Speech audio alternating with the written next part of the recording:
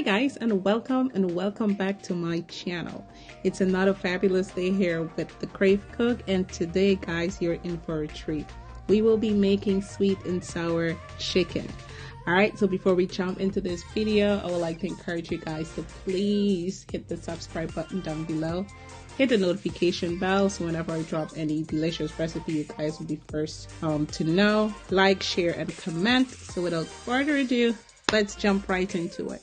So these are the ingredients that we will be using today, and they will be listed in the description box below along with the measurements. Alright, so I have 3 pounds of chicken tenders, washed and diced into bite-sized pieces. Just added some soy sauce, some salt, and some black pepper, 1 egg, some garlic powder, and we will go in and mix this well. Get in there with your hands and make sure everything is nice and combined. So now we'll add our flour, and I'm using all-purpose flour, pinch of baking powder, and a little bit of corn flour or cornstarch, and we will go in and mix that well. Make sure everything is combined. So after we mix that, it's time for us to fry. Looks amazing. Now we will fry these chicken pieces until they're really nice and golden brown in color on both sides. Looks amazing, and we will take this out and set aside. Now for us to make our amazing sauce to a hot wok, I'll just added some tomato paste, and keep your heat on medium high, and we will whisk this together along with some ketchup. I promise you, this is the most delicious sweet and sour chicken you'll ever make in your life. Yep. Alright, so after whisking that in for about 1 to 2 minutes on medium-high heat, we'll go in with our onions, and I'm using red onions.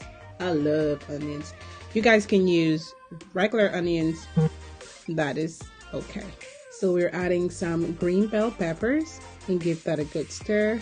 I did added 1 teaspoon of ginger, 1 tablespoon of garlic, some red bell peppers, and we continue to stir. If you think your heat is a little bit too high, you can lower your heat. It just keeps stirring.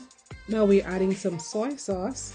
The flavor in this is absolutely amazing. So I do not want to overcook my peppers, but I'll go in with just a little bit of water, about 4 tablespoons, and I'm adding some sugar and some rice wine vinegar, and give that a good stir. Make sure to taste, guys. Everyone's palate is different, so just taste. Okay, you can adjust your seasoning as you go. So I like the peppers to be flavorful and still has the integrity, a little bit of crunch. I don't like to overcook the peppers in this dish. So you can add water, pineapple sauce.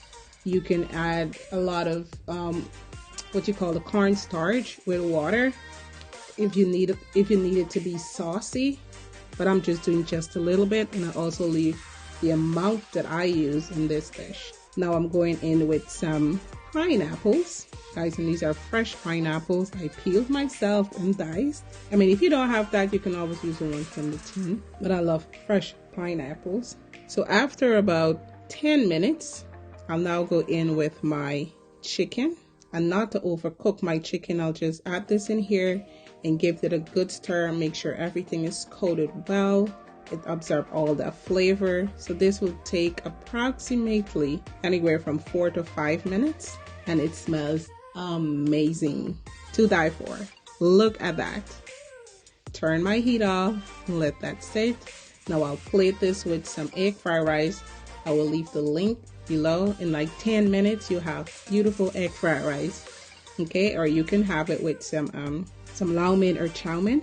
So there it is. Thank you guys so much for spending the time with me today. Do not forget to hit the subscribe button down below, like, share, and comment. Do enjoy. Bye bye.